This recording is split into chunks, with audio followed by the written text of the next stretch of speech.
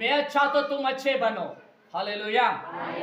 इसलिए अभी हम यहाँ पर भवन के बारे में, मंदिर के बारे में सीख रहे हैं कि सोना चांदी लोहे की कोई कमी नहीं है।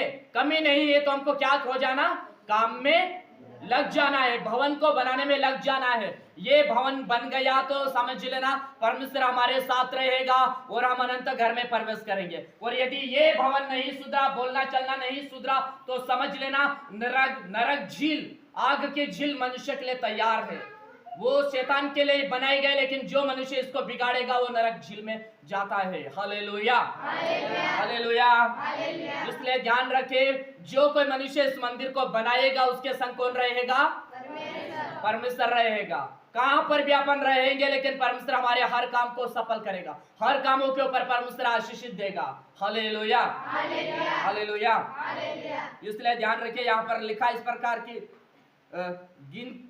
सोना चांदी पीतल और लोहे की तो कुछ गिनती नहीं, अतः तो उस काम में लग जा, यहोवा तेरे संग नित्य रहेगा। हालेलुया।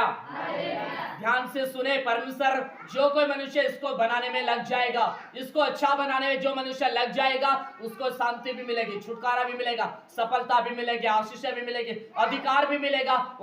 और दूसरी बात, परमेश्वर उसके जीवन की यात्रा में संग संग रहेगा, उसके संग संग रहेगा। कब संग संग रहेगा, जब इसको हम साफ रखेंगे, जब हम खुद परमेश्वर के चरणों में रहेंगे, वचन में रहेंगे, अच्छे व्यवहार में रहेंगे, तो जीवन देने वाला, दुनिया को बनाने वाला साथ साथ चलता है। हालेलुया। एक बात यह है, यदि दुनिया को बनाने वाला आपके और मेरे साथ नहीं, तो दुआ करने से कोई मनुष्य चंगा नहीं होता। लेकिन वो दुनिया को बनाने वाला साथ है, तभी हम दुआ करते और दुष्ट आत्मा लोगों को छोड़ के जाते हैं, बीमार व्यक्ति चंगे होते हैं। दुनिया को बनाने वाला साथ नहीं तो मनुष्य चंगे नहीं होते, लेकिन दुनिया को बनाने वाला साथ है तो बीमार व्यक्ति चंगे हो जाते दुआ करने से। Hallelujah, hallelujah.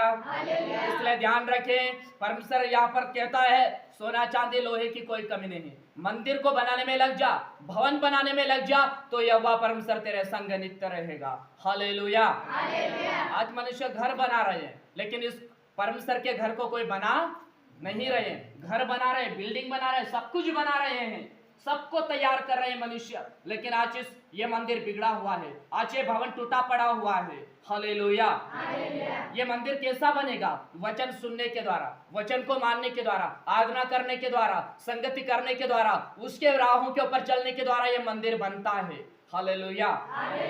आज धरती के ऊपर देखे तो छोटे छोटे बच्चे बीड़ी पीते हैं, सिगरेट पीते हैं, गुटखा खाते हैं, तंबाकू खाते हैं, और एक दिन जब अंदर से जब वो सड़ जाते हैं, वो डॉक्टर भी हाथ ऊंचा कर देता आज मेरे से नहीं होगा, तब वो आखिर में किसका नाम लेते? डाकणे भुतड़ी का नाम लेते हैं। लेकिन पहले से वो कितने सड़े हुए, अंदर से सड़े हुए, बिगड़े हुए, वो उनको नहीं देखता। लेकिन जब वो बीमार हो जाते हैं, मरने की हालत में रहते हैं और मर जाते, तब वो किसका नाम लेते?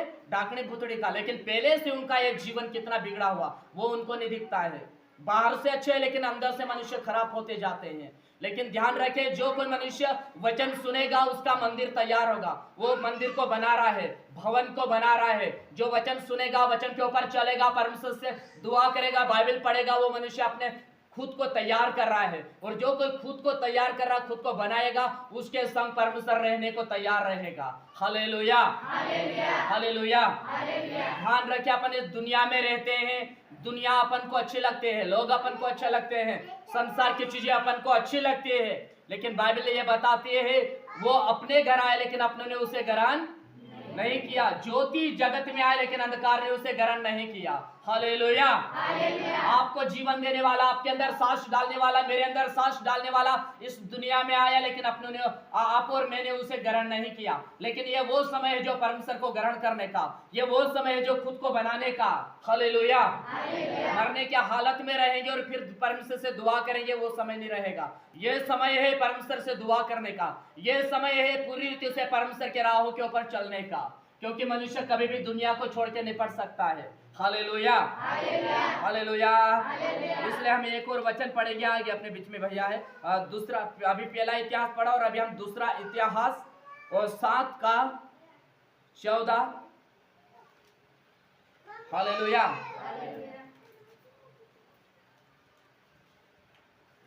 दूसरा इतिहास 7:14। हाँ, इसी पहले इतिहास के बाद से दूसरा इतिहास आएगा। हाँ, अनिल भैया पढ़े आप।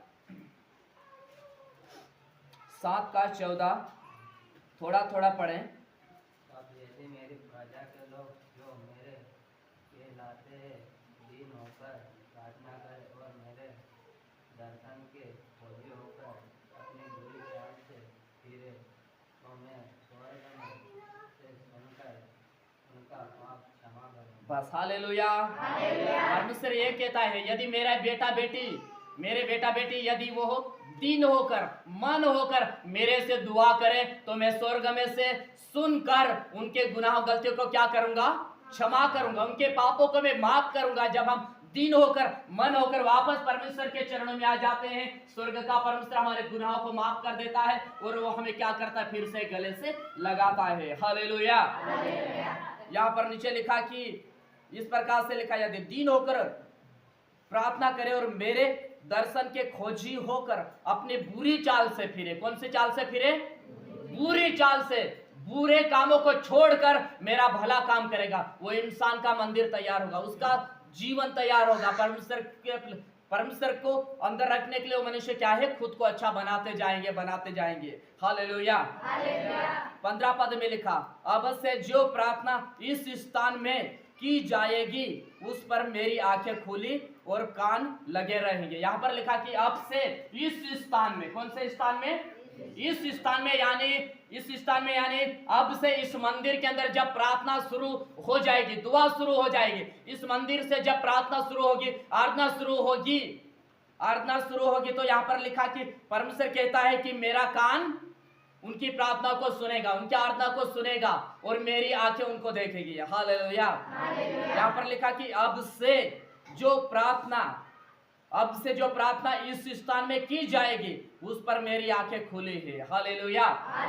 जो कोई इसको बनाएगा, इस मंदिर को बनाएगा और इस मंदिर के द्वारा, इस जीवन के द्वारा जो मनुष्य प्रार्थनाएं करेंगे, उनकी प्रार्थना की ओर परमेश्वर अपने आंखों को लगा के रखा है, कानों को लगा के रखा है। हालेलुया। तो यहाँ पर नीचे लिखा कि इस स्थान में की जाएगी, उस पर मेरी आंखें खुली और मेरे कान लगे रहेंगे, क्योंकि अब मैंने इस भवन को अपनाया है। हालेलुया। परमेश्वर क्या कहता? क्यों? इस मंदिर के अंदर, इस मंदिर के द्वारा, इस आत्मा के द्वारा, इस जीवन के द्वारा जब हम हमारे जिंदे परमेश्वर की महिमा करते हैं तो कौन सुनता है? सब बोलो, कौन सुनता है? अभी आप बोलते नहीं और जब पेट में दुखेगा तो आप सब जगह दुआ कराओगे। हालेलुया। जब इस मंदिर के अंदर प्रार्थना होगी तो कौन सुनेगा? परमेश्वर सुनेगा और परमेश्वर की आंखें हमारे ऊपर रहेगी, परमेश्वर देखेगा, उसका कान हमारी ओर लगा हुआ रहेगा। और नीचे इस प्रकार से लिखा, हालेलुया, नीचे इस प्रकार से लिखा, क्या लिखा कि 16 पद में, क्योंकि अब मैंने इस भवन को अपनाया है। जो कोई इस मंदिर को बनाएगा और इस मंदिर के द्वारा, इस जीवन के द्वारा जो आराधना करेगा, परमेश्वर आगे कहता है कि क्योंकि मैंने इस भवन को अपनाया है। हालेलुया। जो कोई इस मंदिर को बनाएगा, इस भवन को बनाएगा, उसको परमेश्वर क्या करेगा? अपना लेगा, परमेश्वर उसे अपना बना लेगा। हालेलुया। अब धरती के ऊपर रहने वाले मनुष्य शैतान के हैं, लेकिन जो स्वर्गीय पिता को मानते हैं वो परमेश्वर के हो जाते हैं, परमेश्वर के बेटा बेटे बन जाते हैं। हालेलुया। आइए अपनी आंखें बंद करें, परमेश्वर आशीष दिया। आगे अपने बीच में भैया है, कुछ बातें अपने बीच में रखेंगे। यस, आइए, विश्वास करते तो दुआ करेंगे। बिल्कुल।